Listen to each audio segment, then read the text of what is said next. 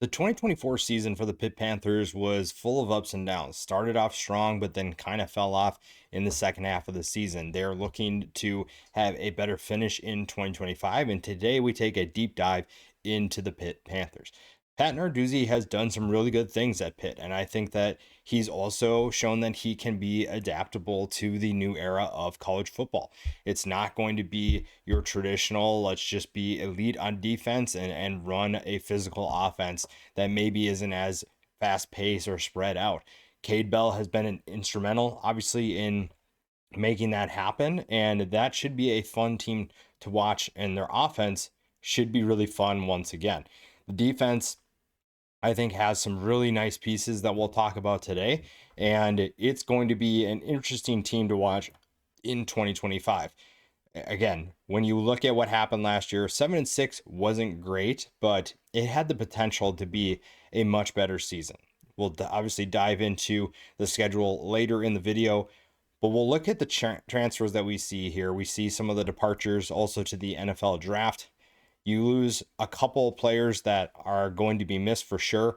I think Gavin Bartholomew is an underrated departure for really any team, but losing him is going to be tough to replace.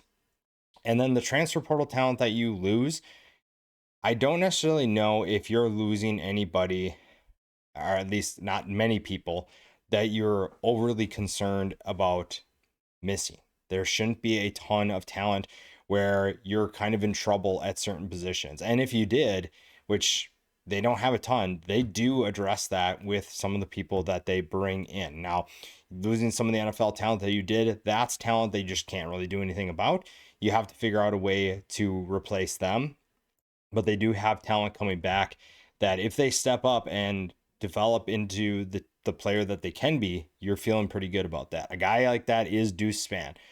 He is someone who at Florida State had a ton of potential, just didn't pan out. And if he finds his stride with Cade Bell's system, then maybe you feel a little bit better about where you're headed. You bring in two offensive linemen via the transfer portal that will start, another one that will potentially push for playing time as well.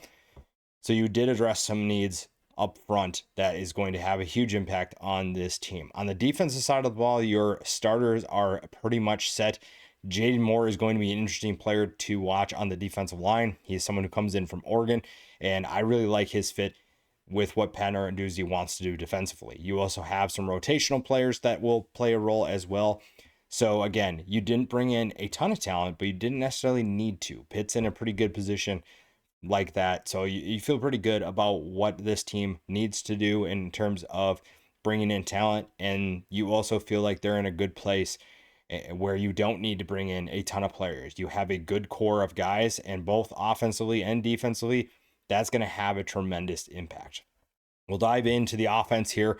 Eli Holstein was an intriguing name. I don't think really anybody outside of Pitt, and maybe not even within Pitt, thought that Eli Holstein was going to do what he did last year. 2,200 yards, 17 touchdowns. He also ran for 328 yards and three more scores.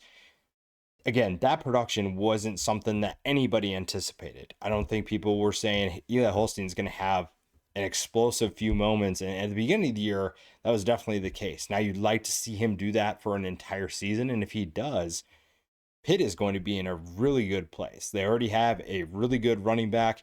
They already have some talent at wide receiver. And if their quarterback can find chemistry with some of these new guys and build upon an impressive season, you're looking at a really fun year for the Pitt Panthers offensively.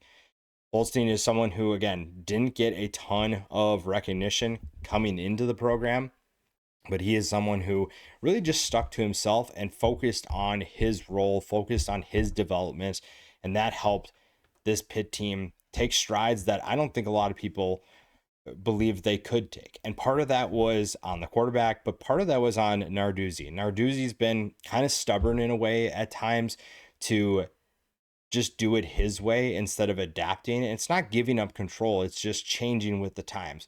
You look at when they had Kenny Pickett there, you put up your best season in a long time, and then the next year you go right back to that slow, methodical offense that just didn't work. credit to Narduzzi. He figured out, okay, that's not going to work. We have to find something that's going to work where I give in kind of to how the new world of college football is, but also I can still run things my way. And it feels like Cade Bell is a perfect fit for this coaching staff. And Narduzzi feels really good about what his offense can do. And if Holstein is able to take a step forward, you're feeling confident about their ability to win football games. You also bring in Cole Gonzalez to back him up from Western Carolina. Had other opportunities, decides to go to Pitt. It'll be fun to see how they utilize him if he gets in the rotation or if he's truly just going to be the backup. We will see. That's an interesting addition for this team, but I think overall it's a good player to have as a backup because behind him, you're relatively green when it comes to experience. So having an experienced player, even at that level, is still better than having someone who's brand new to college football. And the running back that we talked about before is Desmond Reed. Desmond Reed was a first team All ACC all purpose player. He also was an honorable mention running back. He is talented. He has the ability to be a big time player, and we saw that last year. Nearly 1,000 yards rushing, averaged 5.3 yards per carry, and 5 touchdowns. He also caught 52 passes last year for 579 yards and 4 more scores. They get him involved as much as possible. It does not matter if he's running the ball. It does not matter if they try to find him in the open field in the passing attack. They want to get him the football as much as possible. And it's a smart decision. Your best player should be getting the ball as much as you can get it to him. And obviously, you don't want to overdo it, but Desmond Reed is talented enough where you can get him the football really frequently, and good things are going to happen. Now, the depth behind him, I think, is better than the numbers suggest, but they're not going to be Desmond Reed. Derek Davis Jr. is someone who could step up in a big way this year. You also have Jules Goff, who had a some flashes, I should say, of what he can do. So we'll see if he's able to also take a step into that rotation. I think Desmond Reed is for sure your alpha of this group. It's just going to come down to who gets those RB2 reps, who is going to be part of the rotation. Is it going to be a 2-man rotation? It'll be a 3-man rotation. We don't really know.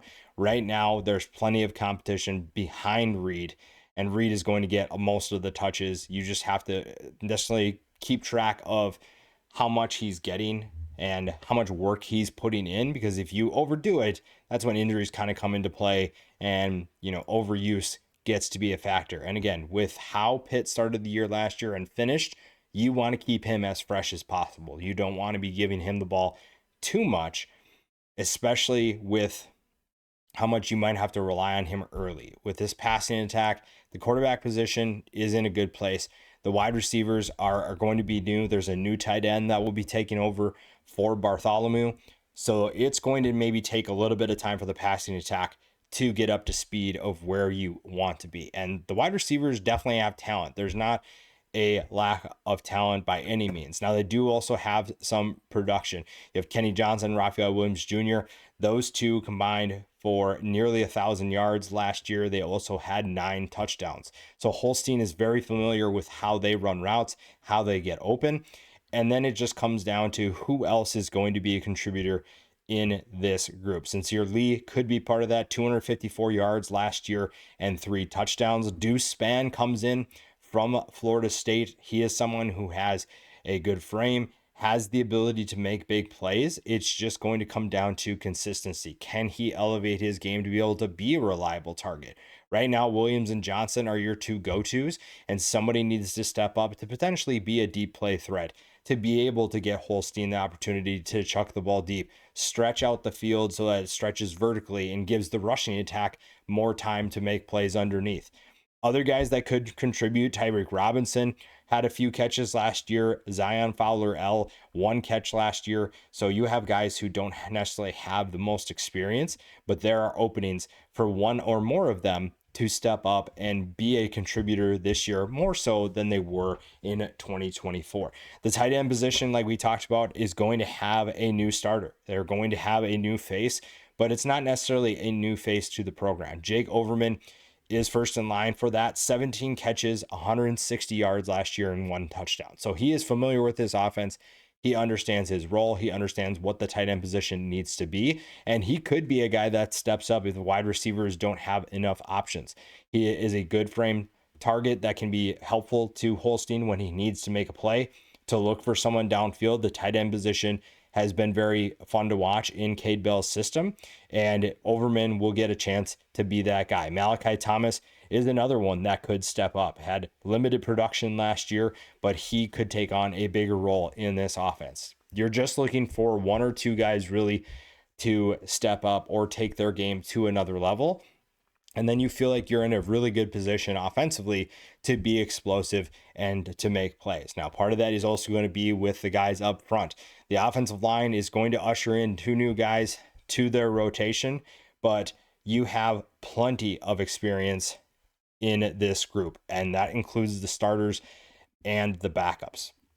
Now, Jeffrey Percy is the new face that comes in at left tackle, comes in from Michigan. He played in 41 games at Michigan, but only had 3 starts. So there's been a bunch of Michigan transfers, especially on the offensive line. Michigan's done a really good job of producing talent and developing that talent to be an important group and a deep group. Unfortunately, some of those guys just aren't going to get to play. And then finally they realize, I want to see what I can do. I want to see what I can do as a starter. And Percy is going to be one of those guys. Really good size at 6'8", 310 pounds. And he'll be an instrumental part of helping Eli Holstein be successful. Ryan Baer is on the opposite side, another big body at 6'7", 325 pounds. 27 games of experience, started all 13 games for the Panthers last year. He's joined on that side by BJ Williams, who also started all 13 games. And center Lyndon Cooper is probably one of the more underrated centers in college football. I don't think a lot of people are talking about him, and he's an experienced player that returns to this group. So you feel really good about those three combined with Percy. You also have Keith Govea. He'll be someone that could step in and play a big role for this offense as well. The depth overall, I think the depth of the offensive line, you should feel pretty good for the most part. You do have quite a bit of experience. The only guy who doesn't come in with experience is Caleb Holmes. Kendall Stanley, Ryan Coretta, Jackson Brown, Isaiah Montgomery all have multiple games of experience and also have combined multiple starts. You have a total of 17 starts between those guys. So you have players who have experience, that have seen the field, that have played important times, important snap for their team and for previous teams. So you're looking at a group that gives you depth, that if you do have to sustain an injury for whatever reason, if someone goes down, needs a break, you don't have to really worry about someone feeling overwhelmed by the moment. It's just going to come down to talent. And maybe there's a drop off in talent, but at least you can kind of get guys in who are familiar, and it's not going to take them time to get acclimated to the game, to get used to how the speed of the game is going and understand the pacing of what this offense is trying to do. They are going to be involved in the game plan during practices, and they are going to be ready when their opportunity comes around. The defense should be really, really fun this year. I think that this could get back to one of Pat Narduzzi's most exciting defenses that we've seen. And there are a couple of pieces that just will need to step their game up to make that happen. I think the secondary will be a big part of that, and maybe is the X factor of this group. The front seven is going to be, I think, electric. I think that you bring back a number of talented players. Sean Fitzsimmons, Nick James, and Jimmy Scott are all back, and those guys are disruptive. Those guys are phenomenal with what they do.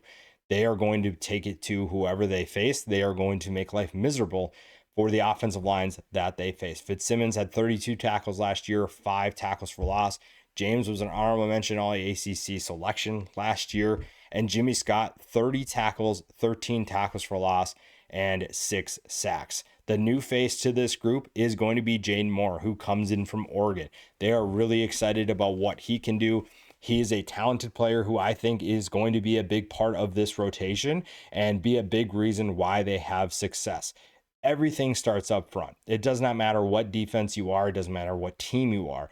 The defensive line is going to dictate the success of your team. And if you have a good group, it's going to open up more opportunities for the guys behind you. Now, the depth behind them is also in a pretty good place. Joey Zielinski comes in from Eastern Michigan, had a productive year with the Eagles last year, 29 tackles, 6 tackles for loss, 2 sacks. Isaiah Neal and Francis Brewu, two interior linemen that have good experience, have really good production, and will definitely push for time. It's going to be good competition, and it's the iron sharpening iron. You're going to see guys that want to play and are hungry to get more playing time, and they're going to push. Just because Sean Fitzsimmons and Nick James are the starters right now does not mean that they're secured in their roles forever. They're not going to be on the field every single play. They do have guys behind them that are eager to show their worth and show what they can do, but also that gives you good depth. You also bring in Blaine Spires from Utah State. Not a ton of production, but you saw kind of the potential of what he's capable of doing. So the defensive line has yet another player on the edge that can be disruptive, that can get to the quarterback, that can hold things up for maybe the guys behind him. Not that the guys behind this group need any help, because the linebacker position is stacked. This is by far the best unit on this team. And there are 3 guys that, if you have not watched Pitt football in a while, it might be a good time to tune back in. Rasheem Biles was a 3rd-team All-ACC selection. Kyle Lewis was a 1st-team All-ACC selection. Biles, 82 tackles, 15 tackles for loss, 5.5 sacks. Braylon Lovelace, 53 tackles, 11 tackles for loss, 4 sacks. Kyle Lewis, 101 tackles, 16 tackles for loss, 7 sacks, and 4 interceptions. He is an absolutely incredible athlete who can make a ton of plays for this defense. He flies all around the field, and he's really fun. If you get a chance to watch him on defense, he is someone that is going to make play after play, and the guys around him are going to help him out. He's just really good at what he does. Biles and Lovelace are both really talented linebackers, and maybe on a lot of other teams, they would be the big name that you need to know. But Kyle Lewis is just that good. He's so talented when you watch him on the field, so athletic, so quick, has the ability to make plays. Now, the one thing with the linebacker group is you maybe don't have a ton of confidence in the depth behind them.